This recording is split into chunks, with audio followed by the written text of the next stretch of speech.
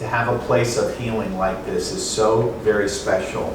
And I have to tell you, this wouldn't have happened without the great grace of the Lord above, and certainly the support of the Clarys, of the Angus family, and you'll hear more through the program on that. But I also want to thank, and it's important I need to do this, I want to thank a couple of other very important voices in this, our family advisory. You need to know our family advisory in this process. They were so vocal with Janice and I and our teams around the importance of having a space just like this for our families, for our team members. This is incredibly important to have, and I want you to know their voice was a huge part of making today possible. I also want to thank Janice Rome. You're going to get to hear from her in a minute, but she is a force of nature doing the Lord's work. Nobody does it better. Janice, thanks for your vision and your fortitude. I want to thank Shirley Gibson, who's not with us, but with us in spirit, and Annie Marone. Those two folks did incredible work, as did the entire team, to be novel and thoughtful about helping us make this happen. I also want to thank Reverend Barnes and her great team. Reverend Barnes is a patriot. My mom told me to tell you she loves you. My mom. So well done, Reverend Barnes. And to our entire team of chaplains. Chaplain Bradley, thank you. We're so grateful for your leadership and the work of all of our chaplains. And we have a special guest. Josh is home. It's great to have Josh here home. We'll get to hear from him shortly. But I especially want to share with you one of my favorite verses. I'm not speaking now as president. I'm speaking as dad. And this is one of my favorites, Proverbs 3, verses 5 and 6. Trust in the Lord with all your heart and lean not on your own understanding, but in all ways submit to him, and he will make your path straight. Friends, we're doing the Lord's work. That's what this is about. And to have all of you here with us today and to celebrate this will be a place of healing and hope, a place for families to come where they need that minute to just renew and reflect. And we thank you for being a part of this. So, without further ado, it's my honor to turn it over to my great colleague, Janice Rome. And everybody, as Elias said, my name is Janice Ronan. I'm the Vice President of Operations for Children's Hospital of Richmond at VCU. And I have the distinct honor and privilege of thanking our donors. Dr. and Mrs. Clary and Catherine and Jason Angus, thank you so much for your donation. You all know, and this team has heard me say many times before, that children's hospitals really rely on philanthropy in order to sustain themselves, in order to offer those little touches that really make a children's hospital feel like a children's hospital. And I've talked a lot to our teams about looking, feeling, and acting like a children's hospital. This space is incredibly important to how we go about supporting families along their journey toward healing. And Elias stole my line. He was looking at my notes, I think. Healing and hope. I know we channel each other. So, you know, to making sure that families have a place where they can recharge, where they can connect with their faith, no matter what that faith is, where they can find the courage to take the next step, to support their children, to support one another, right? Because they're often on a journey that they never intended to be on, didn't know that they needed us until we were here for them. And so to have a place like this where they can find quiet and peace and renew their faith and their strength and their courage is incredibly important. You all have been our faithful partners for more than 70 years, and so we really owe you a debt of gratitude for continuing on this journey with us. We are incredibly grateful that you saw fit to help us finish this space, because it was a space that needed to be finished, and we will continue to treat it with the care with which you have entrusted it to us with. So thank you so much. We really appreciate you. At this time, I'll lead us in our litany. You'll find it on the back of your program for today. We gather today to give thanks for the hands and hearts that have contributed to the building of this space.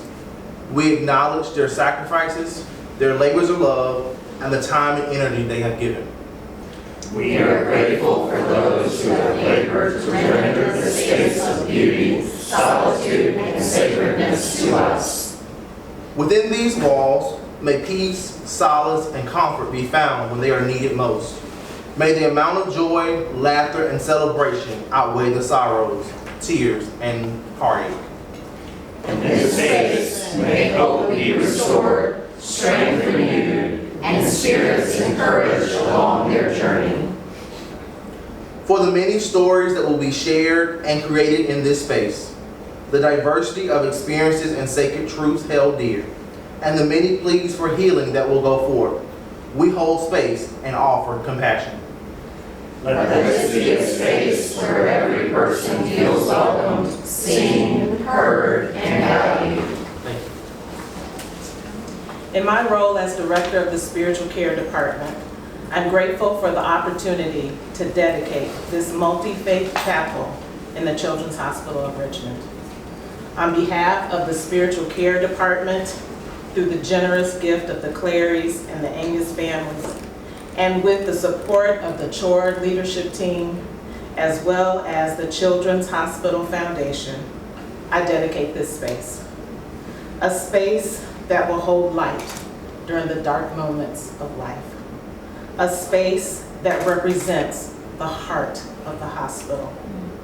And a space for reflection, respite, restoration, comfort, peace, joy, tears, laughter, solitude, and fellowship. May it be so. And now I have the opportunity to bring up Chaplain Josh, who will bless this space. May this space be a cradle of nurture, a shelter for the afflicted, and a comfort for those in the shadow of grief. May this oasis strengthen and protect all who serve here, that their touch may be healing, their words wise, and their care compassionate. May those who come here on their own find solitude, solace, and peace. And those who gather here together find community and strength. May this place be a haven for the homesick, a safe port in the storms, and may the strength found here radiate throughout this building, touching the hearts and minds of all within it. May it be so. So in my closing remarks, I have them written here. Before I start though, I will say that my heart is full. This is a space that we all know is very important. And when I say it's the heart, I mean that. Janice says the heart are our people, and our people need a space where they can come and renew themselves so that they can continue to go out and care for others. And so I am grateful that members of the Spiritual Care Department came over so that we could share in this moment together, and that Josh is here because he started us on the journey, and we continued the journey with Chaplain Calvin. So my heartfelt thanks to Chaplain Calvin, to coordinating the dedication service. My sincere appreciation to the Clary and Angus family. Thank you so very much for your generosity. This is a gift that will touch many lives for years to come. Thank you to each person who came and took time out of their day to be with us. Thank you, Lex. Thank you, Ken. I stand upon your shoulders in my role. And I also want to say, as we prepare to leave in this moment on our journey, may we leave with a spirit of gratitude for the opportunity to be with one another during this time. And to honor the spirit of the first pediatric chaplain, Ann Charles Craft. And to be in this moment and to connect it from the past to the present and looking with hope to the future. We present these flowers to you, your family. They are beautiful. Oh, that's so sweet. As we honor you and we thank you. Thank you, thank you, and peace and blessings to everyone. May we fellowship with one another and go in peace. Thank you, Lisa.